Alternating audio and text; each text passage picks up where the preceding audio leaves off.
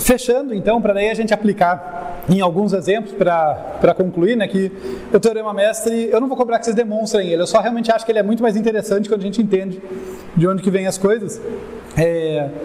O Teorema Mestre é muito útil para aplicar, então a gente vai ter uns últimos exemplinhos de aplicação, mas para fechar com vocês, então, essa parte da demonstração e da intuição que ela nos dá.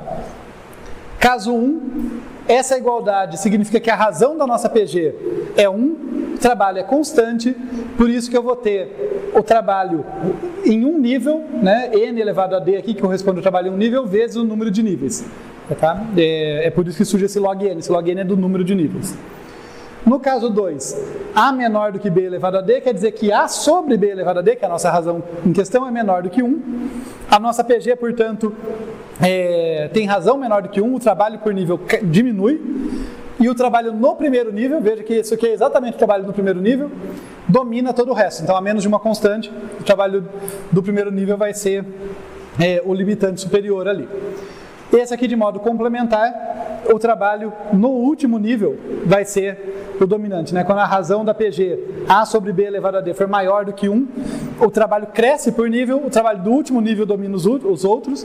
Lembra que isso aqui é mais conveniente para expressão, mas isso é equivalente a A elevado a log de n na base B, que é o número de folhas. Então você lembra, é o último nível que está dominando, todos os outros juntos são limitados por uma constante vezes ele. E por isso que acaba tendo 3 casos tão distintos, né? Depende de como que está distribuído o peso na minha árvore, né? O peso está lá em cima, está uniforme ou está no último nível.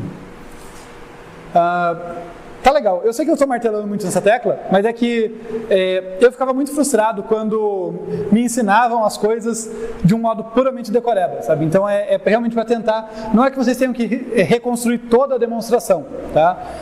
Mas que pelo menos vocês tirem uma intuição dela. Dito isso, para quem quiser reconstruir a demonstração, é o seguinte, vou deixar um quiz aqui para vocês antes de ir para a aplicação. Esse não é o Teorema Mestre mais forte que tem. Esse é o que eu gosto de apresentar em sala, porque eu acho ele mais intuitivo. E qual que é a limitação dele? A minha recorrência, estou trabalhando com um polinômio aqui. Veja que eu trabalho especificamente com um polinômio. E se o meu trabalho local envolve uma ordenação, e daí custa n log n? N log n não é um polinômio. N log n não é n elevado a nenhum d específico, né?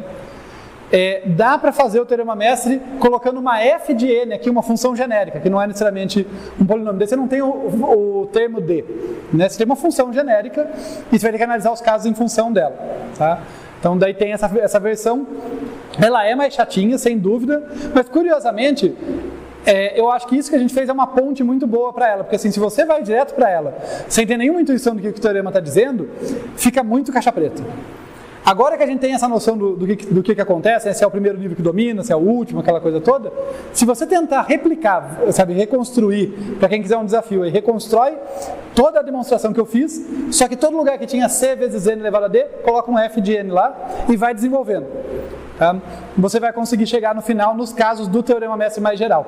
Tá? Que não vai depender de D, porque não vai ser um D, vai depender de F de N. Você vai ter que fazer suposições sobre o valor de F de N, fica mais abrangente.